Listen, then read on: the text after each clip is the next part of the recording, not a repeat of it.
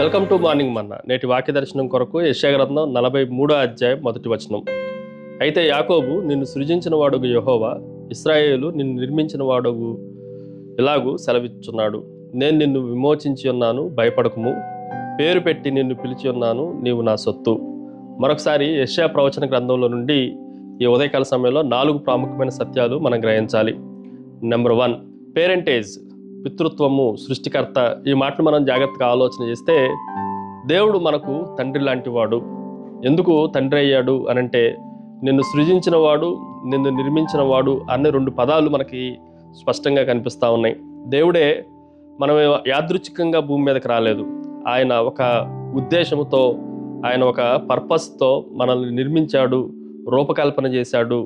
మనము దేవుని సొత్తుగా, దేవుని పని వారమై ఉన్నాము అన్న విషయాన్ని కూడా మనం గ్రహించాలి. ఉదాహరణకి, ఒక కుమ్మరివాడు మట్టితో ఎలాగైతే అందమైన పాత్రను చేస్తాడో, అందమైన పాత్ర కూడా ఒక ఉద్దేశం కొరకు ఎలాగైతే నిర్మిస్తాడో, మనల్ని కూడా భూమి మీద తన ఉద్దేశాలను నెరవేర్చడానికి మనల్ని నిర్మించాడు, సృజించాడు అన్న సత్యాన్ని మనం గ్రహించాలి.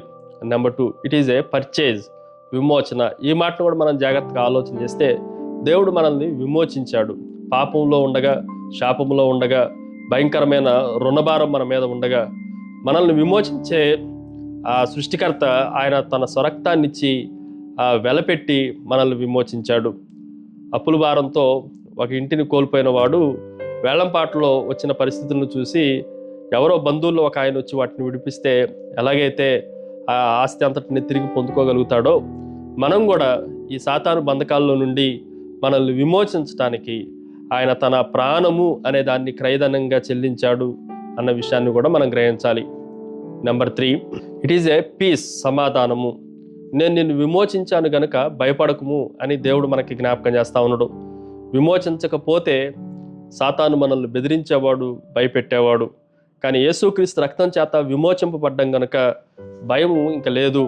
బైబిల్లో 365 సార్లు భయపడకుడి అని రాయబడినట్లుగా, భయము లేకుండా మనము నెమ్మదిగా, శాంతముతో, సమాధానంతో జీవించడానికి దేవుడు ఏర్పాట్లు మన కొరకు చేశాడు అన్న విషయాన్ని కూడా మనం గ్రహించాలి. Finally, it is a personal, వ్యక్తిగతము.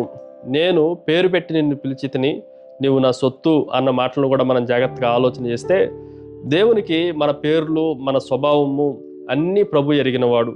అంత మాత్రమే కాదు, కొన్ని వేల కోట్ల ప్రజల మధ్యలో ఆయన మన పేరుని పెట్టి మనల్ని అంగీకరించేవాడు. ఒక స్కూల్లో 1000 మంది పిల్లలు ఉంటే, వారిలో స్టేజ్ మీదకి పేరు పెట్టి అమ్మాయినో అబ్బాయినో పిలిస్తే ఎంత ఆనందం కలుగుతుందో, దేవుడు కూడా మనకి అంత ఆనందాన్ని కలగజేసేవాడు. మనము ఆయన ఆస్తిగా, ఆయన సొత్తుగా మనల్ని అంగీకరించాడు. ఆ విషయాన్ని కూడా మనము గ్రహించాలి. ప్రార్థన. సకలాశీర్వాదములకు కారణభూతులవు తండ్రి, మరొకసారి మిమ్మల్ని స్తుతిస్తున్నాం ప్రభువా. మీరు మా సొత్తైన ప్రజలుగా మీరు చేసుకున్నందుకై తండ్రి, మమ్మల్ని నీ కుమారులుగా, నీ కుమార్తెలుగా అంగీకరించినందుకై, మమ్మల్ని విమోచించి భయపడకుండా చేసినందుకై, మమ్మల్ని ఒక ఉద్దేశంతో నిర్మించి సృష్టించినందుకై మిమ్మల్ని స్తుతిస్తూ గనపరుస్తూ, యేసుక్రీస్తు శక్తి కలిగిన నామమున అడిగి వేడుకొంచున్నాం తండ్రి. ఆమేన్.